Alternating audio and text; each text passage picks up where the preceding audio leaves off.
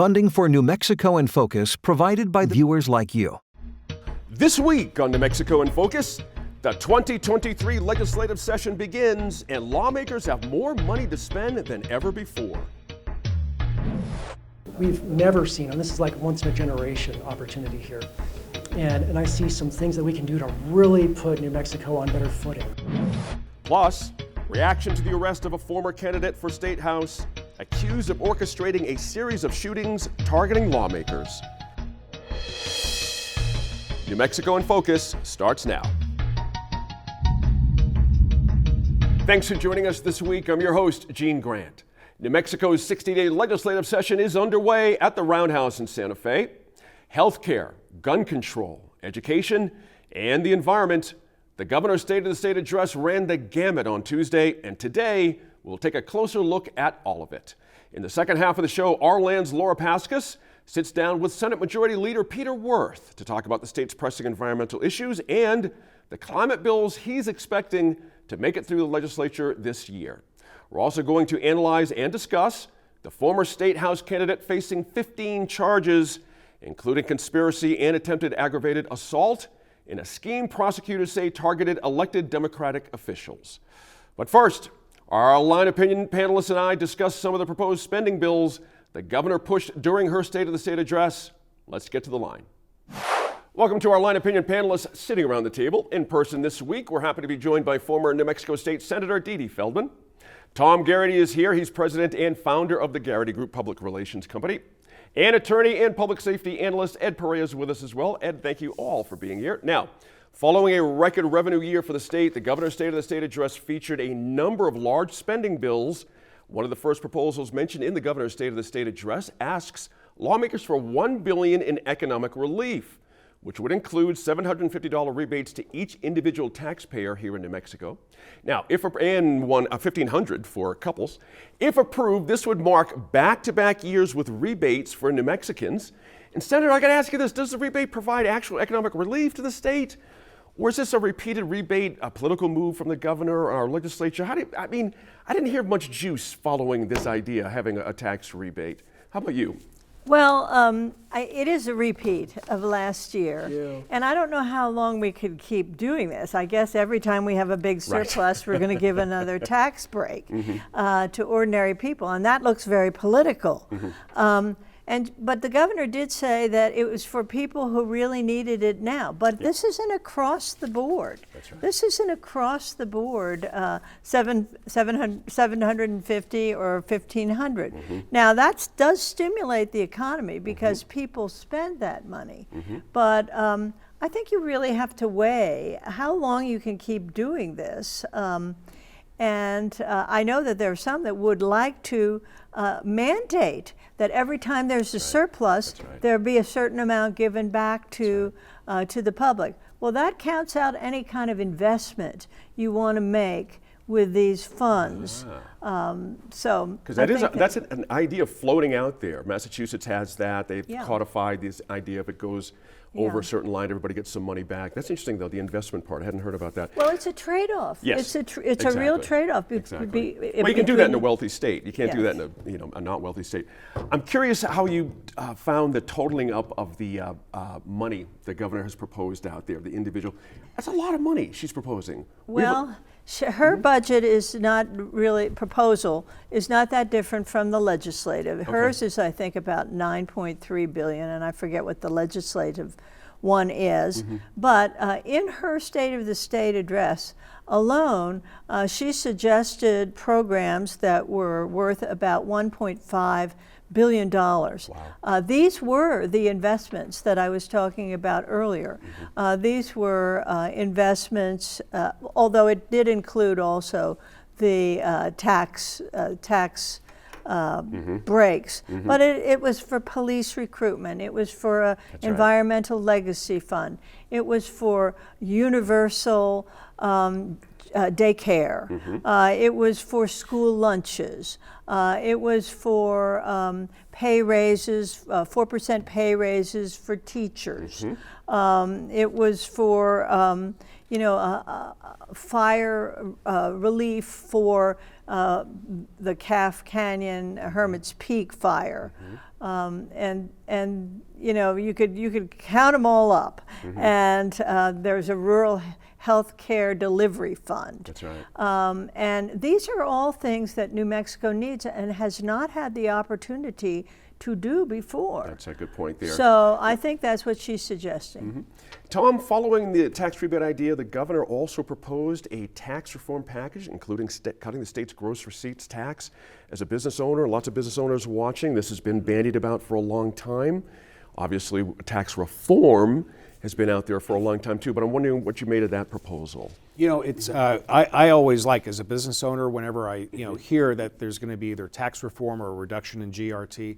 What always kind of makes me a little bit nervous, though, is just as the GRT is reduced at the statewide level, it increases at the local level. So you know, how is it? You know, one bit of flow is going to be knocked out, but another one is going to come back, and so it might not be necessarily on the hands of the legislature, but it's how do the counties around the state respond. And you know, overall, I think that the promise of tax rebates, I think that's a good thing. The promise of tax reform is a good thing from a business perspective. The threat of additional regulation and additional must-dos for small business owners especially, that's where it gets a bit frightening. Because coming out at the end of of a 3-year COVID recession, small businesses just don't need any additional rules and regulations. You just need to make it easier for them. And so hopefully that will be an end result of this legislative session, is more tools to help as opposed to more regulations to follow. That's a good way to put it. Absolutely. Ed, lots of law enforcement ideas out there. A lot of money. Dee Dee just mentioned one of them, an academy. We've had a lot of trouble recruiting police officers here. As a law enforcement person, were you encouraged by what you heard from the governor in the state of the state? It really was. The governor's state of the state was very aspirational. It was very positive, and I think that's what we all want to hear. And now it's going to come down to sort of the nuts and bolts on how to get these accomplished. We realize that crime in our state is a serious problem, and it's on top of everyone's mind. And we are all trying to come up with ideas, and the governor, in this case, is trying to come up with ideas in how to reduce the crime problem that we have. And she came up with several good proposals, and where they go remains to be seen. But one of them is to hold gun owners accountable for the securing of their firearms. We've had some high-profile cases, unfortunately, where individuals were able to get hold of their parents' firearms and cause harm to themselves or others. And so that's something that's important to look at. Also the other thing too is she's proposed that victims of gun crimes be allowed through legislation to sue gun manufacturers, and that is we know California is doing that already, and that's in motion. And so we're following California's lead, and I think that's also important, and that's consistent with the recent Supreme Court decision as it relates to abortions and doctors who are performing abortions.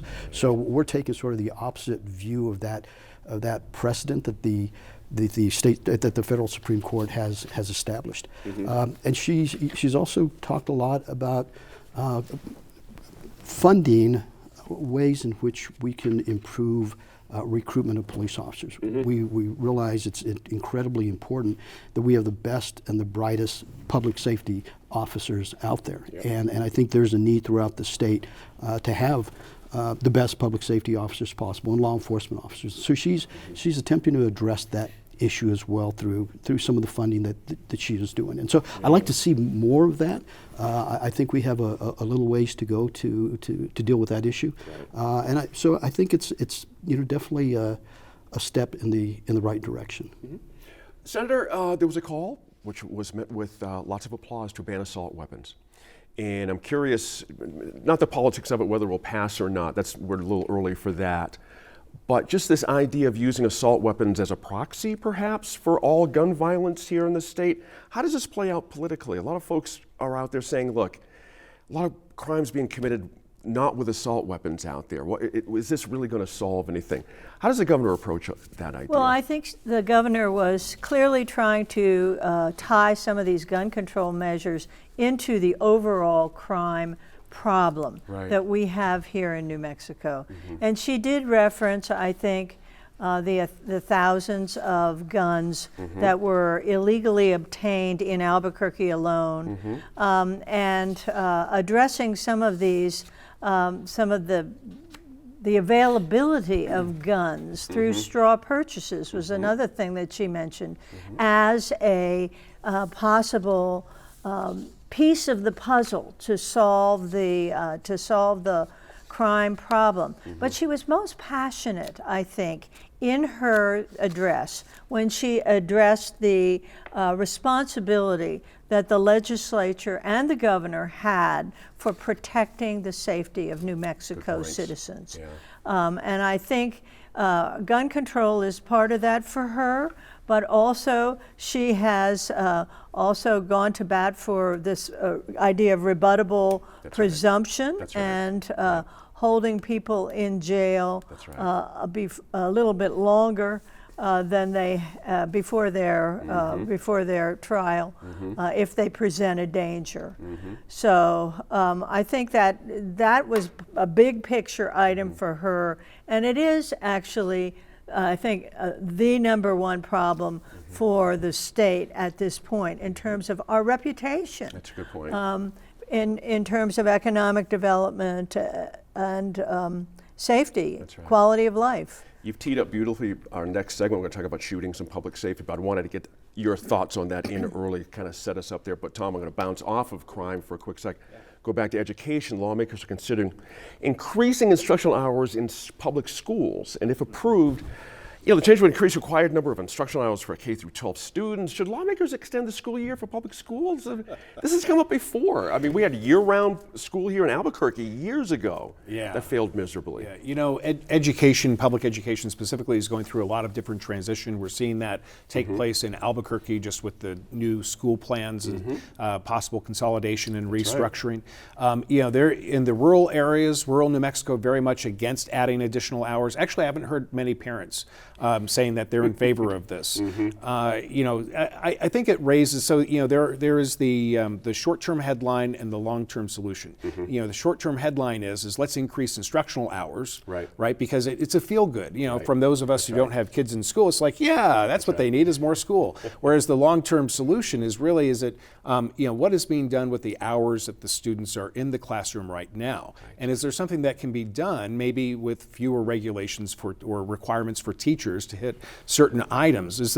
What can be done with the hours that we have to give teachers more freedom to teach and parents more opportunity to be involved? That's an interesting point there. They're going to add 150 hours to elementary students, additional 60 hours for middle and high school students. That's no small amount of time. Oh, that is solid time. I mean, that's preparation time for teachers, and it's time for parents as well. I mean, let's look at the time that the parents have and that the teachers have right now, see what we can do with that first before adding additional hours. Good stuff there. Thanks to our Line Opinion panel. We'll be back in less than 10 minutes to talk about the arrest of a former candidate for the State House, charged as the mastermind behind a string of shootings targeting lawmakers.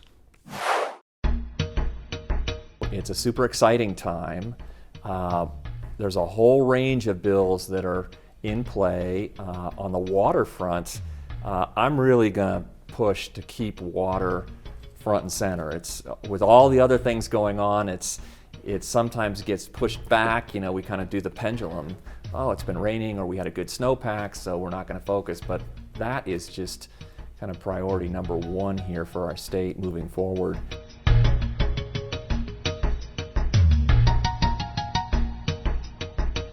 The Roundhouse is humming once again after the first week of the 2023 legislative session. Lawmakers are introducing bills, getting settled, and trying to figure out how to make the best use of a massive $3.6 billion budget surplus. The governor pitched her ideas during her State of the State address on Tuesday here on NMPBS, and now legislators in the House and Senate are set to take action. New Mexico in Focus political correspondent Gwyneth Dolan was at the Capitol this week, catching up with lawmakers and checking in on their budget priorities. Senator Diamond, Democrats have outlined their priorities so far, a record surplus of money they want to pour into education, healthcare, tax rebates, a number of other things. Are there areas of common ground for you and the Democrats' proposals? Well, first of all, we need to begin by thanking the oil and gas industry for this estimated $3.6 billion in new money that's coming to New Mexico. That industry is so important. I don't come from an oil and gas community, really an agricultural rich area, but it's very clear that New Mexico oil and gas is the industry that is fueling New Mexico forward, including the rural and remote areas where I come from. So here we are going into a legislative session. I sit on Senate Finance, and so before us will come countless requests over how we spend this money. And it's important that we spend it wisely. And I make the point about oil and gas is because we know that it's a volatile industry. And the reality is that New Mexico is dependent on that industry for about roughly 40% of our budget now. And so if we are not careful, what happens is when, it's not an if, it's when that industry and that money declines, we will be forced to make drastic, painful cuts in New Mexico if we're not careful on how we invest that money and spend that money today. And so there's a difference between investing in one-time money, infrastructure, roads, one-time monies that New Mexico has for so long needed, especially our rural communities, and then getting ourselves into recurring payments. That's growing government to such a level is that when our revenues crash, and it will, eventually it will fall from what we're seeing today, is it's very difficult to put people out of jobs. The pain will be felt for families, hardworking families, and that really has a great drastic impact on New Mexicans. And so we need to be conservative in how we balance and how we save for the inevitable fall from this windfall. So what are your top priorities this session? Look, I think that it's important as we go in that we make sure that our communities are safe. We need to invest in law enforcement. We need to make sure that we are creating safe homes and safe neighborhoods to raise our children and our families in. I also think that it's important that when we go and we allocate these funds, it's into, again, those one-time projects. And I can speak on behalf of rural New Mexico. We have been long ignored for a long time. We have critical water infrastructure needs that we see in our acequias, our ditches, our dams that really could use the investment with this windfall of money. We have road needs. We have so many roads out there in rural New Mexico that in many times are inaccessible. Let's invest in that. Bridges. I think anyone listening here would probably be able to quickly identify some great infrastructure needs. Now's the time to invest in that one-time money. I also represent an area of New Mexico along the U.S.-Mexico border, and there is critical infrastructure that has long been ignored there as well. Putting partisan politics aside, I think we could all agree on that critical communication infrastructure down there, we have miles and miles along that border in which there's no cell phone service. And that puts not just law enforcement, not just migrants who are traveling, but even our communities and those living along the border in a dangerous situation. Let's invest now in the infrastructure to allow them to at least have communication access, radio access along that southern New Mexico border, because we've never made investments there. You know, we talked to Senator Crystal Diamond earlier, and she was saying that she wants to see more money spent on infrastructure and one-time spending as opposed to recurring spending that will lock us into a higher dollar amount even when oil and gas goes down. What do you think you guys might accomplish in terms of infrastructure? Well, that's a very good point, because since 2019 to today, current, you know, we have added approximately from 30 to 33% recurring. That's a big number. You know, if things were to go down, you know, the state probably can absorb that maybe 1 or 2 years. That's not strong enough. Then it becomes very painful if you have to go back and make cuts. So going into adding to the recurring has to be very carefully thought.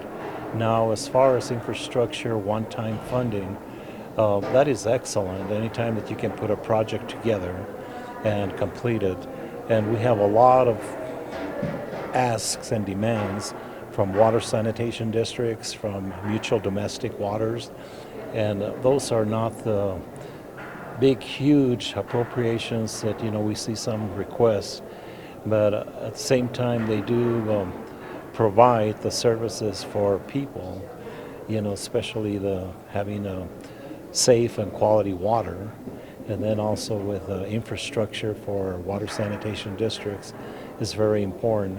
We still have communities that don't have water, And I think those definitely need to be given a high priority statewide. There have been a lot of shakeups. There's new people here. There's new people in leadership, new committees. How do you feel about working across the aisle this session? I have always been there in my part. I have always made a very strong commitment to work on both sides because that's what we're here for. And it doesn't help us not to work together, but the important part is to go to the finish line and come up with projects and with legislation or policies that help all of us, not just one side. But I feel real strong about working together. We're in the first week here now, but do you have a prediction at the end of the session? What do you want to be able to say when you go back to Taos and talk about what you accomplished? What do you want to say? We have to make a difference. There's no, as I look at early childhood education now, there is no reason why we can't be number one in the nation because it is adequately and it's very highly funded. Now it's our universities need to roll up their sleeves and everyone to put together programs that do accomplish the implementation for success.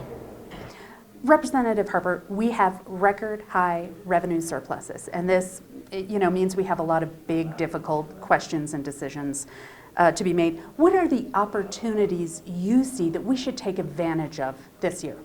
Yeah, great question. And we've never seen, and this is like once in a generation opportunity here. And I see some things that we can do to really put New Mexico on better footing, right? I mean, we've done a lot to help with teachers. We've done a lot to help the government, but we can do some things that really help New Mexicans, right? And one of the things that I think is just so important that we finally do, I've been preaching it for 7-8 years, is we finally need to really take our gross receipts tax reform across the finish line. And we have the opportunity to do it right now. And I've been told during the bad times, oh, that's we can't do it. What if we blow up the budget? I've also been told during the good times, well, there's a lot of stuff we need to do that a lot of needs out there. I think this really is the moment. And if not now, when are we going to do it? Are we really serious about tax reform, or are we just talking the talk? We have a lot of opportunities, but what are the pitfalls? When we have money, people want to run around like drunken sailors, am I right? No, that's right. It's often harder in a session where there's lots of money than no money because everyone has great ideas, right? And you can start all these pilot projects, and then when the bad times come, gosh, it is just so hard. I've only been in the legislature for 10 years, and we've already seen 2 boom and bust cycles. And during the last bust cycle, we swept money from public schools, their public school cash balances. And we were, I was opposed to that, many of us were, but that's what the state did to try to prop up its funding. So we want to make sure that we are not putting our state in a situation where we have to take money from kids because we overspent during this time of plenty. What are your must-dos? Like, you've got to do these things before you leave this building in March. Yeah, so again, the big one is tax reform. We have to do that. We have to fix our gross receipts tax pyramiding. We have to lower the gross receipts tax rate. We have to look at some adjustments to income tax. These things will benefit all New Mexico families and all New Mexico businesses. I really don't like the policy of picking winners and losers when we give out a handout here or a tax credit here. We want to help everybody. That's a big one. The second one is, we have a lot of this one-time money. Infrastructure. You've probably heard this before, but it's so important when you're looking to expand a business or build a home, having good water and roads, that is just so important. And I know in my neck of the woods, we've got a lot of cracks in the roads. Now, are you finding some points of connection between you and the governor on these things? Yes, thankfully, we've been working really in a bipartisan way, both with the Democrats in the House and the Senate and the governor's office. I was really pleased to hear her say in her State of the State address that we need to finally address the pyramiding and the gross receipts tax.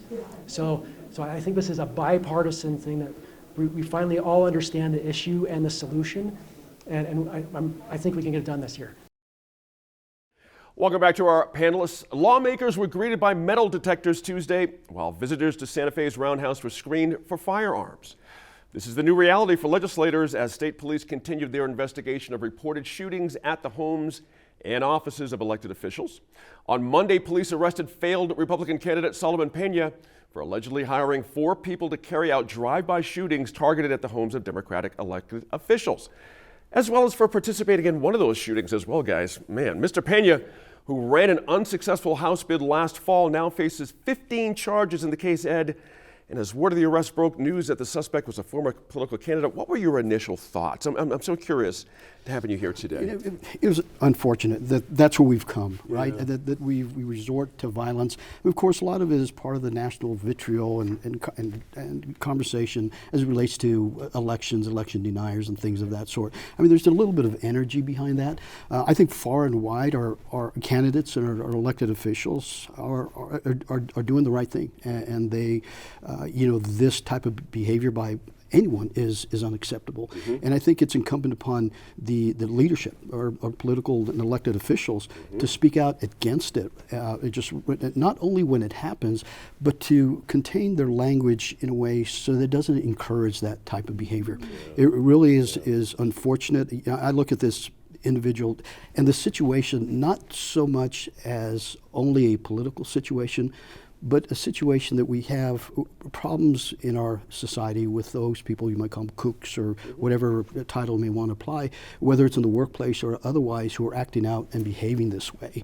And I think it's incumbent upon us as individuals and in society to address that, both in the manner in which we conduct ourselves and the manner in which either we ensure that if we see something, we say something, and if we see behavior, I'm sure that maybe this individual Pena was probably talking to people. He was, putting things on social media, so I'm sure that someone was aware of something, and so it's important for all of us, whether we're an elected official or an individual, to act and address these issues in a positive way, and to speak out against it, and to conduct ourselves in a way that doesn't encourage that sort of behavior.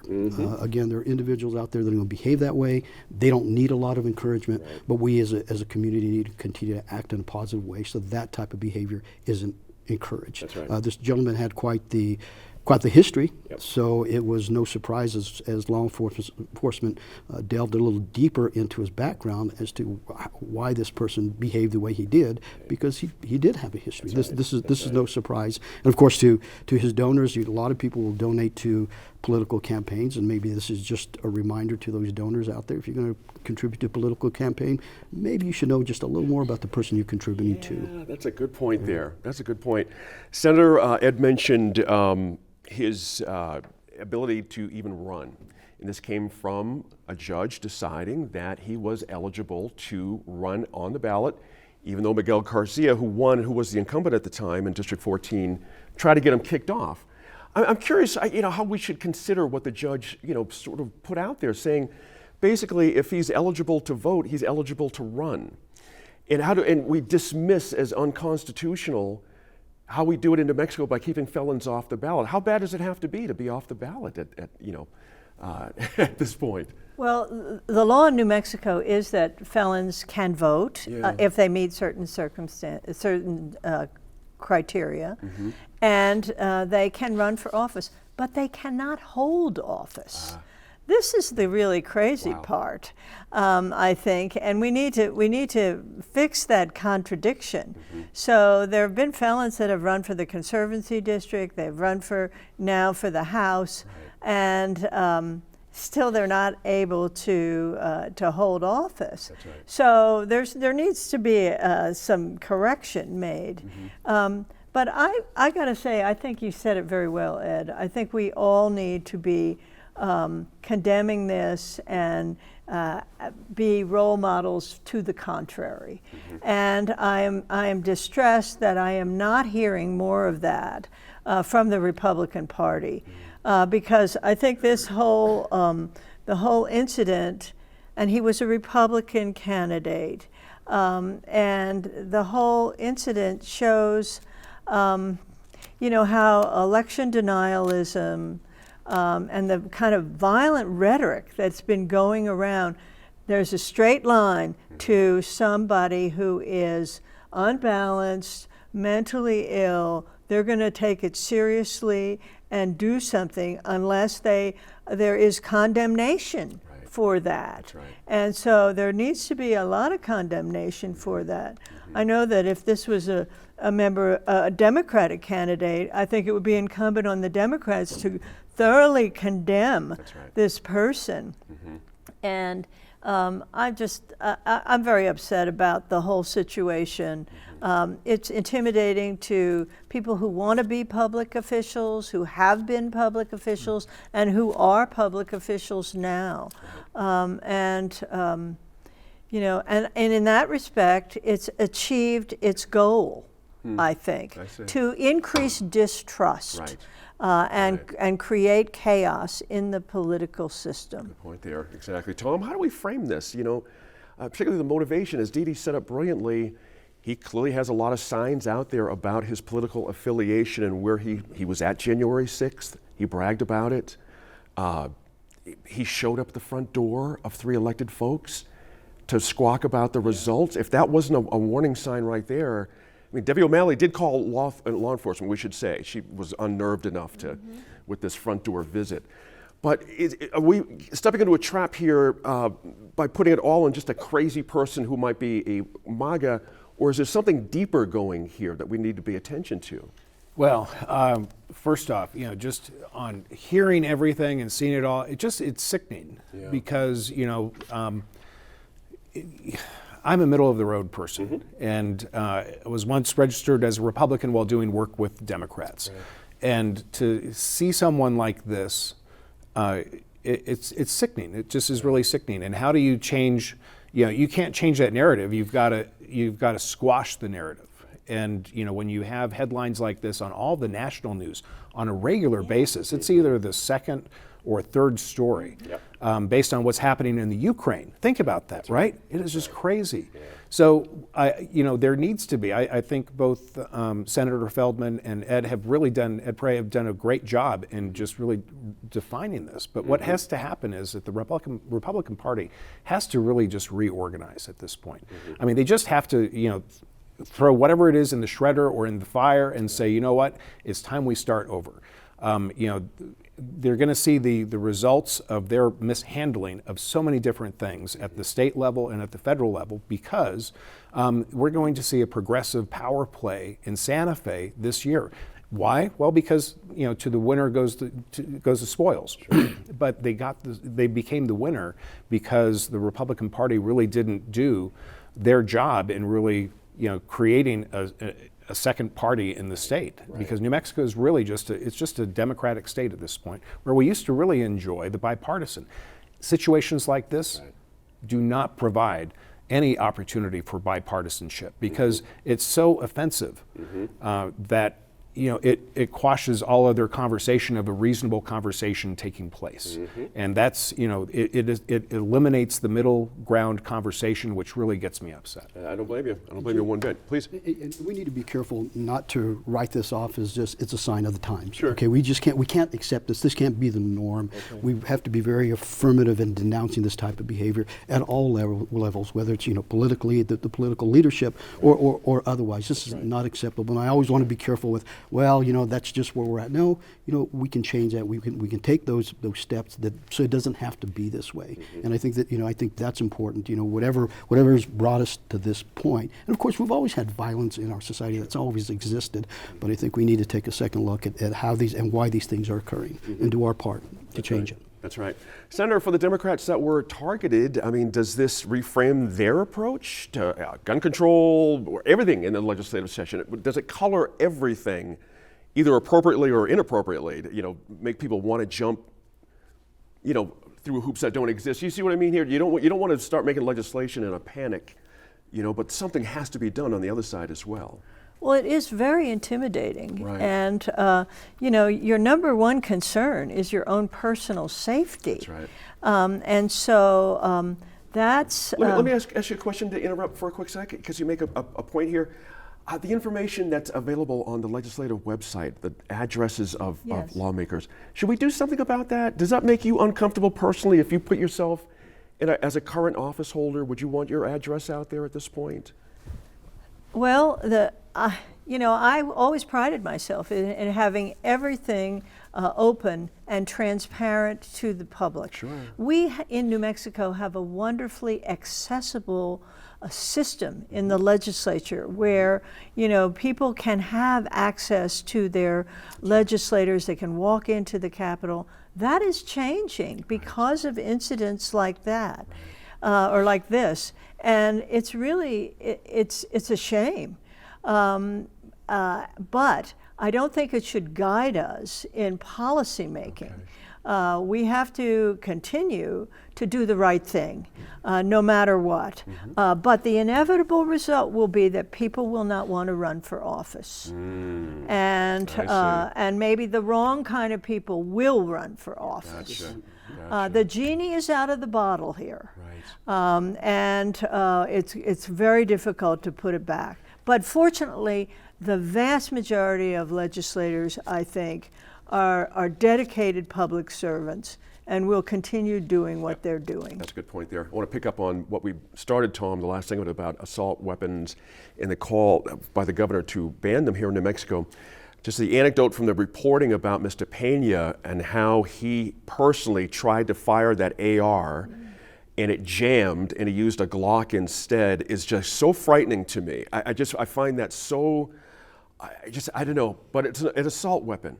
And those that support just having weapons of any kind, your own personal use, say, well, it's the person, not the weapon. How do we use the coloring of this to make some movement on here? The man used an assault weapon.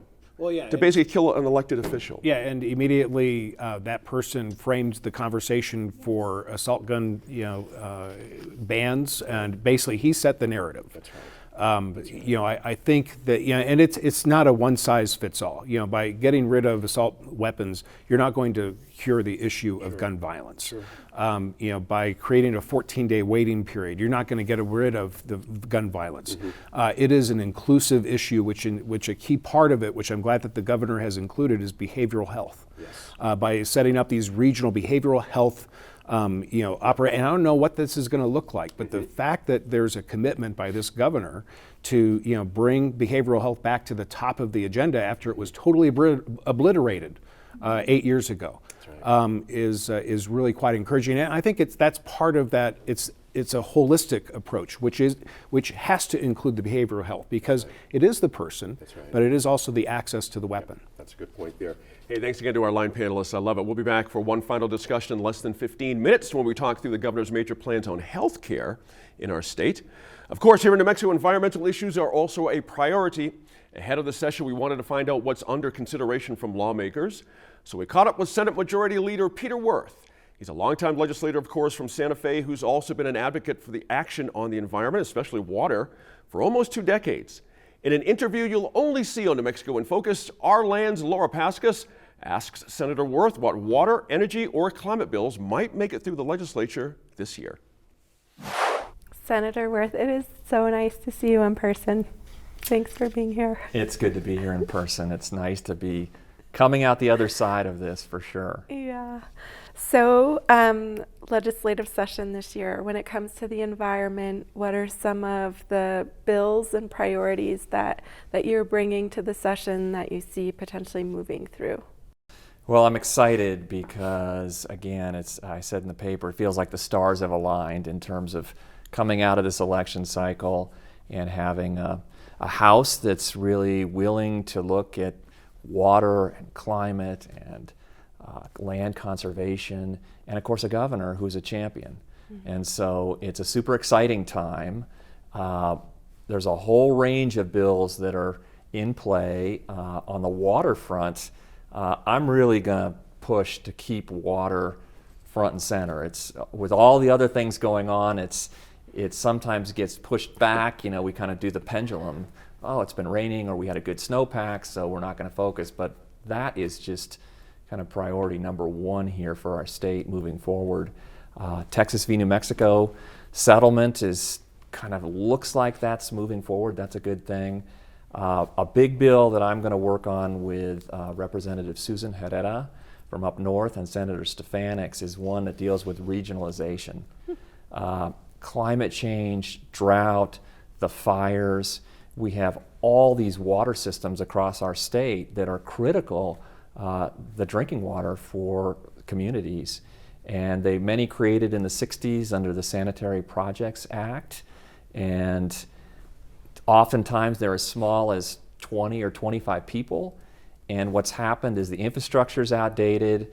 With the fires, of course, the infrastructure all needs to be rebuilt. And there's huge economies of scale when you do things on a regional basis. So this bill will not be a mandate.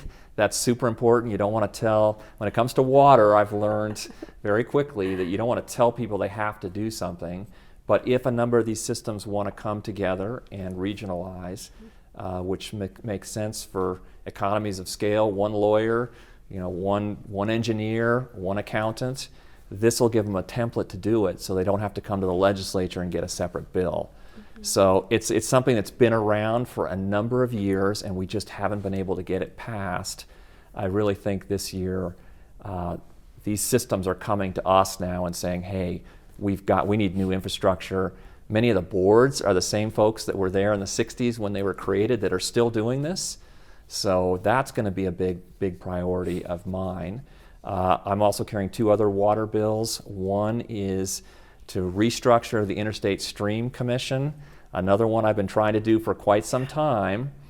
We changed the Interstate Stream Commission so it not only deals with compact compliance, but I think in 2003 added water planning and all those other kind of policy sides of water, yet we've got a board that all comes from a certain type of folks. And so we've been trying to kind of spread the backgrounds of the board members so that it more accurately reflects kind of New Mexico as a whole and can make those policy decisions. So that'll be back. And then it's a big money year, and I've got a bill to put $250 million into the Water Permanent Fund, the Water Trust Permanent Fund, which currently is used to fund 4% of that goes to Water Trust Board projects, but it's got enabling language that allows the legislature to be able to access that for other water needs. And it just seems to me that with all this money, parking non-recurring money into buckets, which you're going to hear a lot about during this session, water needs to be in the mix on that. So big priority on water bills up front. So we know we've got a big budget this year, but that big budget is tied to something that exacerbates all of our climate challenges. Is this a year that we might see any movement toward anything like diversification of the economy or anything like that? So yes, and yes. I mean, it's quite extraordinary, the oil and gas play happening in southeast New Mexico. I don't think everyone understands really is. It's the number 1 play in the world, is what I'm being told. And, yes, we've got all that money as a result of that, but this is the tension that exists as we transition away from what will not be here forever, for sure. So diversification is key and will continue to be key moving forward on that line. And then I also think when it comes to climate and carbon, and I think we should put into law the governor's executive order on carbon and greenhouse gases. That's something that was introduced by Representative Nathan Small last year in the House, kind of got tied together with the whole hydrogen debate. So we've got, instead of just 30 days, we've got 60 days, which sounds like a short period of time, but certainly better than 30. So I think, climate has to remain kind of in the discussion and in the mix. Yeah, are we going to see anything on hydrogen this session? So actually, as we sit here doing this discussion, the LFC is listening to Representative Lundstrom, who again is going to push a hydrogen bill. The big question is what type of hydrogen it is. And so again, I think, hydrogen that's based on natural gas and kind of keeps us in the whole natural gas mentality and framework, that causes me concern. There are clean hydrogen alternatives, and it's a discussion worth having. So that, yes, is going to be back. So we'll have a discussion about that for sure. Yeah. So you and I have had conversations for years through multiple governors and all sorts of different political situations. And I'm curious, like, why, given how important things like water, climate change, wildfire are, why do you think that environmental priorities seem to so rarely rise to the top of legislators' agendas? Yeah, it's funny. I thought coming down to the interview, I remember the whole battle over the Gila. And again, when I carried a bill that just simply said, let's spend the money on all the different conservation measures instead of doing a diversion. I mean, my goodness, that was 2014, I think, and it was a battle royale, which I lost. So it's true. I think, the current makeup of the legislature reflects where people are. And I think it's really important. Elections have consequences, and I am thrilled to be in a place where we have a Senate Conservation Committee. I chaired that at one point. Senator Liz Stefanik chairs it now, where there really is a priority of moving bills through versus when I showed up in 2009. I remember carrying a bill for Governor Richardson on oil and gas fees and fines that hadn't been changed since 1934, and I got one vote. So it reflects, the legislatures really reflects where people are. And right now, we're in a place where the stars have aligned. And it's a darn good thing to have, because I just think that we have to be proactive and look with foresight into these issues and not just react. And that's a hard thing to do. And so I'm excited about that. And we're going to have that discussion. Well, you have been such a steadfast advocate for water planning, for the environment. I really appreciate that, and I look forward to seeing what happens this year.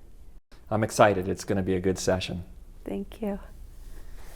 Welcome back to our Line Opinion panelists for one final discussion. Following the governor's State of the State address, healthcare was at the forefront of this week's State of the State address as the governor proposed the creation of the New Mexico Healthcare Authority, which would bring, quote, all our healthcare services under one roof, end quote, and would, quote again, bring us a step closer to universal health care, end quote. That's interesting here in New Mexico. With more than half the state's population currently on Medicaid, Senator, is this step towards providing public option for health care inevitable? Meaning we're all out of options here. We have 53% of us on Medicaid. Something has to break here. Is the governor on the right track on this? Well, I think she's definitely on the right track with trying to establish a health care authority. Yeah. It's not a new idea. Okay. We've been over this ground before in the legislature and have not done it. Oh. But the truth is that, the state and the feds pay for health care services and insurance in this state for the vast majority of New Mexicans. Medicare, Medicaid, right. Indian Health, right. And many, many others. And yet it's uncoordinated. It is uncoordinated. The delivery is uncoordinated. The purchase of pharmaceutical drugs, the purchase of insurance products is uncoordinated. Under one umbrella, under a healthcare authority, we could save money, cover more people, provide quality care, recruit more providers, which we desperately need. Yep. Than we can by all these separate different programs here and there. So I think this is long overdue. I say that with prejudice because I carried the bill several times back in the aughts and was not successful. But I think the time has come for this, and it makes fiscal sense as well as just coordinating all these different programs, That's an interesting including point there. behavioral health. That's right. That's right. That Tom mentioned last segment. I want to go to Tom here real quick. Oh, and by the way, Colorado, Nevada, and Washington currently provide universal health care right now. Could be a model for the state, so we'll see how that goes. But Tom, the governor mentioned plans to eliminate co-pays for behavioral health services. And I'm curious what this means for people living in safe outdoor spaces. Throw a little curve at you here. Should people who were registered in safe outdoor spaces be able to qualify for these free behavioral health services? Specific to that, I think the safe outdoor spaces need to be located near where those services First can be things provided. first, right. Yeah. So, you can provide it to anybody and everybody. And yeah, I think that the unhoused really need to have access to all of these services. But the question with safe outdoor spaces, an Albuquerque issue that we've seen present itself, also opportunities in Las Cruces as well with Camp Hope, is that there oftentimes you have these services are consolidated, which is one reason I think Gateway Center is, and the Gibson Health Centers is going to be so critical, because all these services will be provided in one area. Right.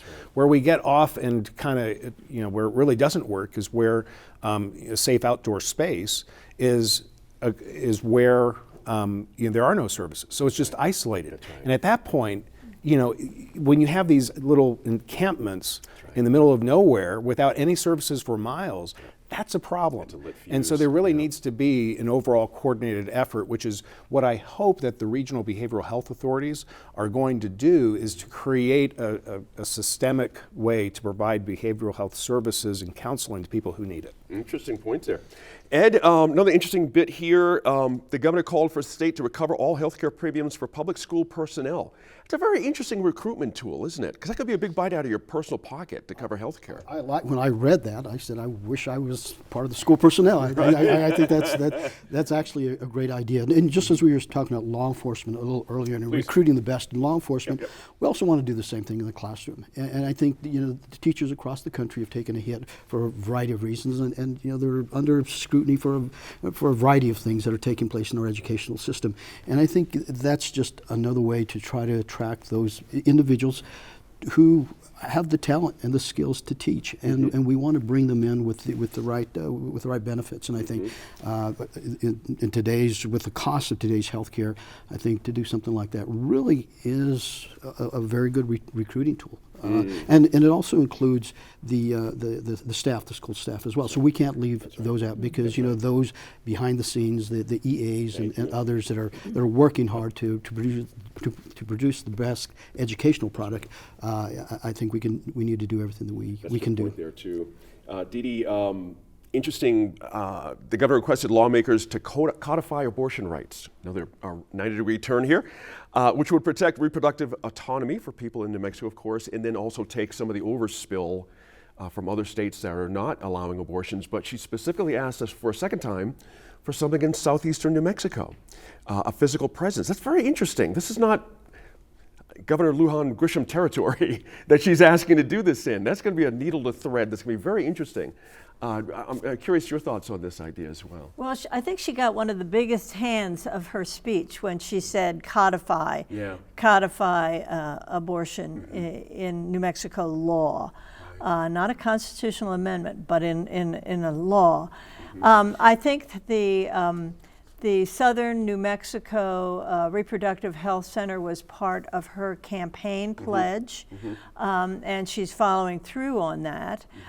It's not going to just provide abortion services, but also many other services, OBGYN services in an area that really needs it.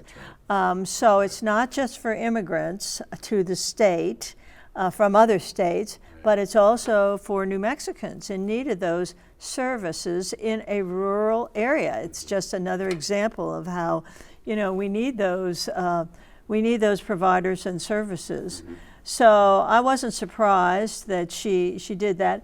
I think that one of the things to watch in this area during the session is whether the state will be able to preempt places like Portales and Otero County and other places that is trying to use local ordinances to outlaw abortion and penalize providers who provide these services to people both in the state and outside of the state. So we've got some flashpoints now, Roosevelt County, and folks are getting after this right now. This idea, this seems like a collision course. Inevitably, this whole idea. Is this a doable idea in our legislature at this point? Is what a doable idea? Codifying abortion into law.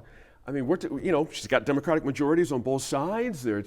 Yes, I think it is a doable idea with the composition of the legislature the way it is now. There will be steadfast opposition, and it will increase the divide. Yes. But easy to it demagogue, may that's protect for sure. women and their right to choose. Sorry about that. I didn't mean to point to Tom a little early there, but I'm interested in your opinion on this subject as well. Abortion is a huge flashpoint, certainly. Oh, it is. And now that Texas has done its thing and we're picking up the slack, a lot of folks have an issue with that, but a lot more think it's the humane thing to do. How does this work in how people consider New Mexico? Are we more humane? Do you know what I mean? In our whole idea how we do our thing here. Yeah, I wouldn't say it's humane or not humane. Yeah, it's a tough word there. it is a service that the governor is very committed to wanting to provide. Right. Whether it is whatever the medical procedure is, you're going to need doctors and you're going to need healthcare providers. Right. And one of the things that the Republicans had mentioned as being a hurdle to healthcare is the Medical Malpractice Act. Yes. And immediately putting a cap of $750,000 on settlements. Well, that caused a great exodus of doctors from the state. So there's if the goal is to provide health care for all, whatever that health care is, then you need to be able to make sure you have health care providers, doctors here, and you need to create an environment where they feel welcome and that they feel protected. Cart before the horse, as they say. Absolutely. Thanks again to our line panel. Great stuff tonight. As always, be sure to let us know what you think about any of the topics the line covered on our Facebook, Twitter, or Instagram pages, and catch any episode you may have missed on the PBS Video app on your Roku or Smart TV. A quick thought on the arrest of failed candidate Solomon Pena. All right, first and foremost, props to APD for cracking the case quickly and without incident. The entire community is better today because of their work. But let's peel back to last summer when 2nd Judicial District Judge Joshua Allen ruled that Mr. Pena was eligible to run for office despite a rather troubling criminal history you heard discussed earlier on the show, which included a 7-year prison sentence. It really begs the question I asked earlier of how bad does one have to be to get thrown off the ballot? Now, questioning the constitutionality of the state's rules on barring felons from running for office is a rather dry-eyed look at the issue, it seems to me. One can only wonder how that ruling would have looked if the worst happened as a result of these shootings. Our legislature would be well served if they got after this loophole straight away. The public needs some insurance on the quality of candidates knocking on their front doors. Thanks again for joining us. We're staying informed and engaged. We'll see you again next week in Focus.